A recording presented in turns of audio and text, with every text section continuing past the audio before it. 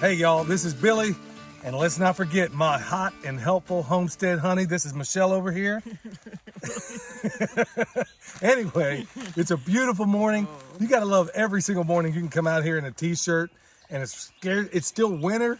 How awesome is that? Anyway, we're gonna show you something that's really helpful, especially if you're using pigs to work over your landscape. Okay, I know that you can't get a whole lot of understanding, especially in a two-dimensional view that you're looking at it right now, but check it out. These pigs get it done. Even the pigs we got over there, all you can see of them right now is their blue shelter. We're to a point in the rotation where they're kind of close to one another. If we wanted, we could join them. There's a whole method on how to take one set of pigs and integrate them into another. Really cool method that I learned from Joel Salatin, but that's not what the video's about.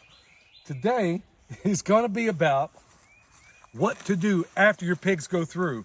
Now, they've basically been coming from over there to over here, and they have absolutely decimated everything we didn't want. Now, we didn't get to the point where it's just a complete mud pit, but in some areas, just pigs doing the nature of what pigs do, the pigness of the pig, they're gonna have areas where they work over a little bit more and some not so much. Now, where we are today is with this and with these, we're going to commence the process of out-competing the weeds that are almost certainly going to pop up. Like one of my heroes, Jeff Lawton, always says, you want to out-compete your unfriendly weed regimes.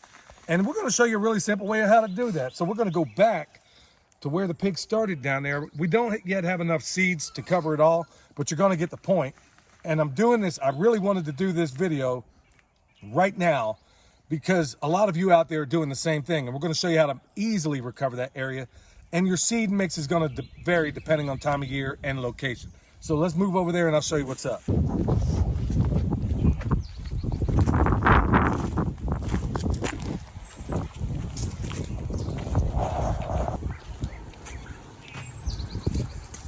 All right, so here we are. We walked up that terrace that Justin from Metcalf Mills put in for us a while back.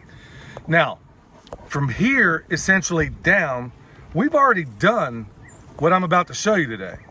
And I know we got thousands of new people on since last time, so we're gonna cover it in a different way. We're gonna cover a lot of the same material, but it is helpful and it's very important. Okay, this is where this area right up here, all the way through this thicket, all the way through these trees, all the way through what used to be Chinese silvergrass, that's where the pigs just worked.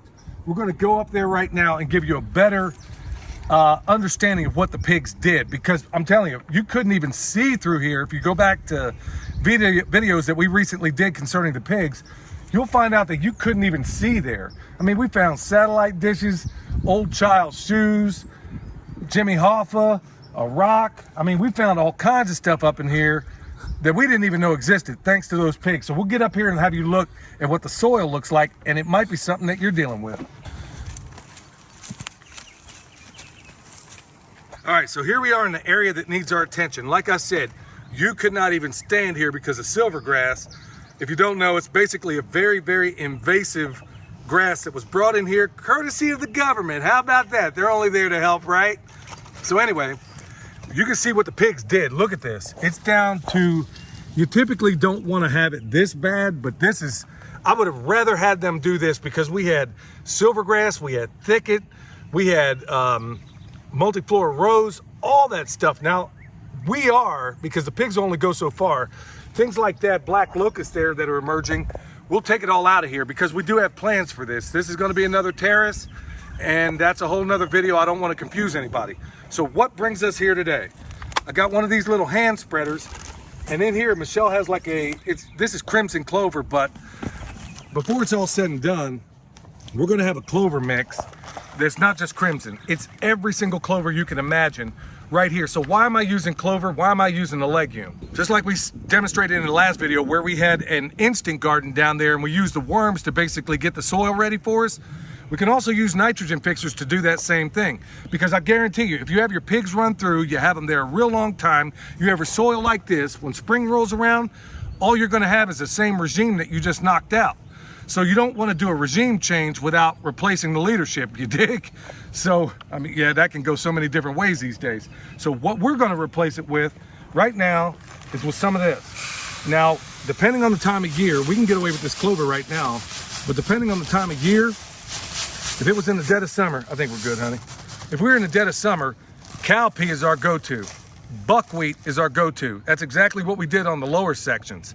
So find out what good, it doesn't always have to be a legume either. It can be something that's productive combined with it. But what I need, I know this soil, wherever you have thorns and thickets flying up, I guarantee the soil's jacked up. You know why I know that? Just look, I can give you all the technical reasons why. Just know this, that you will never see thorns and thistles in healthy soil. You will never see it. It's only there because it has too much of one thing or lacking a whole lot. So this is a way that we get a head start on all this. It works. We've done it numerous times, and today we're going to do it here, but it's a little more difficult because we're on the side of a doggone mountain. So all I'm going to do is I'm going to start down here where basically the pig started. I'm going to run this through. Now, we also have some other things too. Depending on the time of year, you could be sowing peas in here, some kind of beans. Depending on the time of year, figure out what legumes, what nitrogen fixing things. When I say legumes, what I'm wanting is that for it to take atmospheric nitrogen, put it down into the soil, okay? And also come up in such a thick mat that it's gonna outcompete the weeds that wanna come up in there, okay? So with that said, I'm gonna start down here.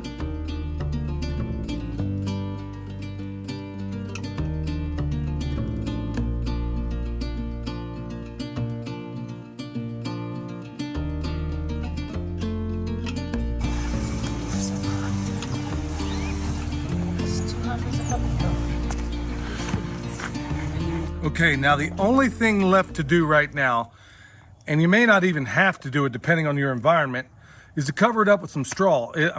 I like to scatter mulch it out here sometimes, but I know that rain is threatening tonight, so I'm not gonna concern myself a little too much. Now, your concern is because you just surface laid them like that, sun comes out, bakes them, that ain't gonna be cool. So that's why in Texas, we always scattered mulched heavily whenever we did this sort of thing.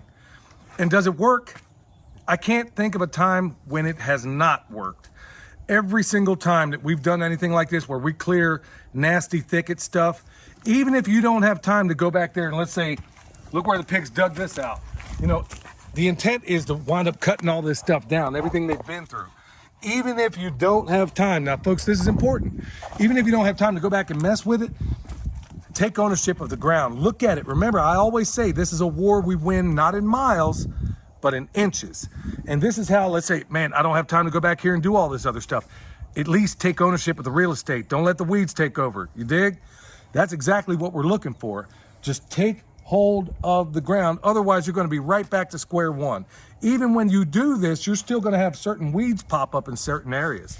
But 9 times out of 10, depending on your location, depending on the time of year, if I wanted, I could have, depending on the type of year, as long as it's legumes, I could have put anything out here, but I want something that's a thick mat, that's gonna take over the real estate, that's gonna put nitrogen in the soil, is gonna condition the soil, and have it off and running for what I plan to do up here, which ideally, I know this isn't often done, but all the way up to the top of this mountain will be an orchard. That's exactly what this is gonna be. How cool is that, y'all?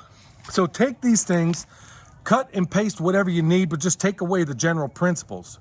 So there you are, folks, in a nutshell, all the time in one day.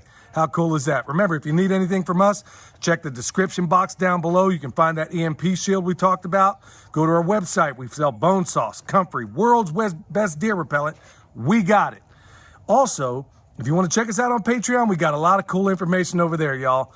Hope you have a wonderful day. It's a day the Lord hath made, and I will rejoice and be glad in it. Till next time, this is Billy from Perma Pastures Farm, where permaculture is my passion. We'll see you next time.